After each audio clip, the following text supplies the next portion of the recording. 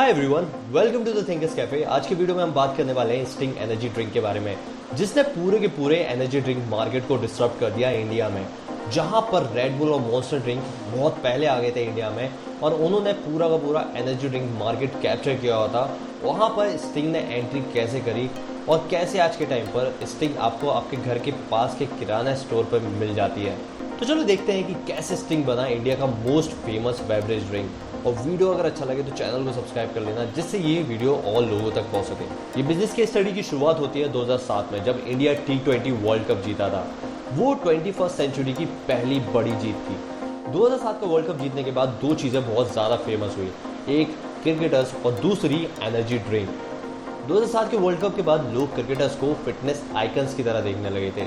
वो उनकी तरह बनना चाहते थे और उनकी तरह मेहनत करने के लिए भी तैयार थे, लेकिन उसके बाद जो थकान होती थी वो उसके लिए रेडी नहीं थे। और यही थकान थी एक बिजनेस अपॉर्चुनिटी, जो कि थी एनर्जी ड्रिंक को लाने की इंडिया में। लोगों को इंडिया में एनर्जी ड्रिंक की ज़रूरत महसूस होने लगी थी, जिसकी वजह से 2009 में एक ग्लोबल ब्रांड इंडिया में लॉन्च होता है, जिसका नाम था रेड बुल। जिसके बाद एनर्जी ड्रिंक का मार्केट बहुत तेज़ी से ग्रो होने लगा। रेड बुल की ग्रोथ तो बहुत अच्छी थी इंडिया में, लेकिन एक दिक्कत तब भी थी। रेड बुल उस टाइम पर भी 100 से 125 रुपए में आया करती थी, जो कि एक रिच किड के लिए तो बहुत ज़्यादा अफोर्डेबल थी, लेकिन एक मिडिल क्लास के लिए बहुत ज़्यादा महंगी हुआ करती थी। यही गैप देखा था पेप्सिको ने और इस लॉन्च करी थी 2017 में स्टिंग एनर्जी ड्रिंक। स्टिंग के अलावा भी पेप्सिको के बहुत सारे ब्रांड्स थे, जैसे कि Pepsi, Tropicana, Mountain Dew, 7 up और भी बहुत सारे ब्रांड। स्टार्टिंग में 2017 में पेप्सिको ने एक 50 रुपए का कैन लॉन्च किया था स्टिंग का, जो कि ना ही रेड बुल की प्राइसिंग में था, ना ही वो दूसरे कोल्ड ड्रिंक के कंपटीशन में था। स्टार्टिंग के 3 साल में स्टिंग को उतना ज़्यादा अट्रैक्शन नहीं मिला था जैसा उन्होंने सोचा था। और एक बात और बता दूं, पेप्सिको ने पहले भी एनर्जी ड्रिंक मार्केट में एंट्री करी थी और वो बहुत बुरी तरह फेल हुए थे। स्टिंग को जो ग्रोथ मिली है वो मिली है जब उन्होंने 20 रुपए की बोतल लॉन्च करी थी इंडियन मार्केट में। लोगों को 20 रुपए में सिमिलर टेस्ट मिल रहा था और साथ ही साथ एक एनर्जी ड्रिंक का बूस्ट भी आ रहा था। लेकिन 2020 में आया था कोविड, जहां पर रेड बुल की सेल 21% से गिर गई थी। वहां पर अगर मैं स्टिंग की बात करूं तो इनका जो रेवेन्यू है वो 440% से ग्रो हुआ था कोविड के टाइम पर। और 2021 में पहली बार स्टिंग ने ब्रांड एम्बेसडर बनाया अक्षय कुमार को, जिसकी वजह से इनकी सेल और ज़्यादा ग्रो हो गई।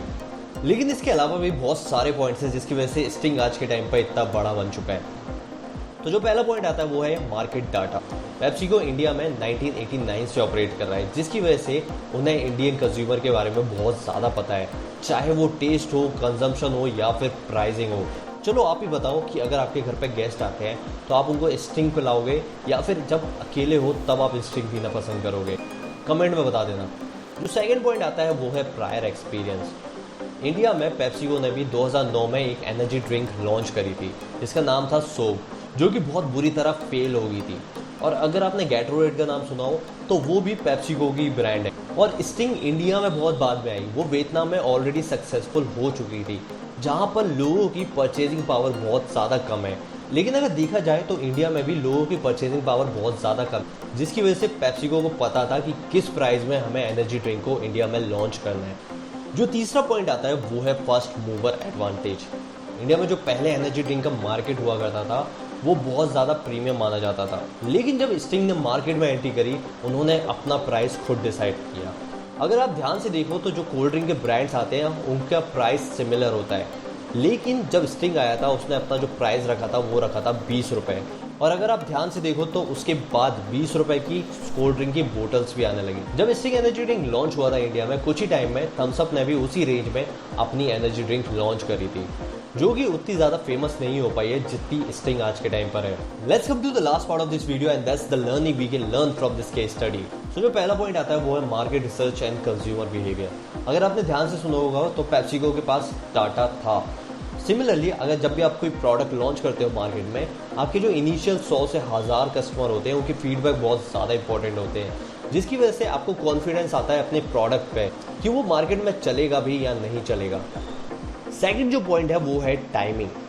2009 में जब रेड बुल इंडिया में एंटर हुआ था तब एनर्जी ड्रिंक मार्केट बहुत ज़्यादा स्मॉल था इंडिया में, और अगर लोगों को एनर्जी ड्रिंक पीनी होती तो वो रेड बुल प्रेफर करते थे, क्योंकि उस टाइम पर रेड बुल का नाम था और डिमांड बहुत ज़्यादा कम थी।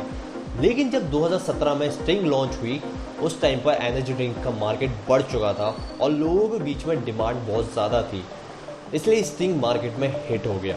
जो तीसरी लर्निंग है वो है learn from your mistake. It's always about learning from your mistake and others mistake.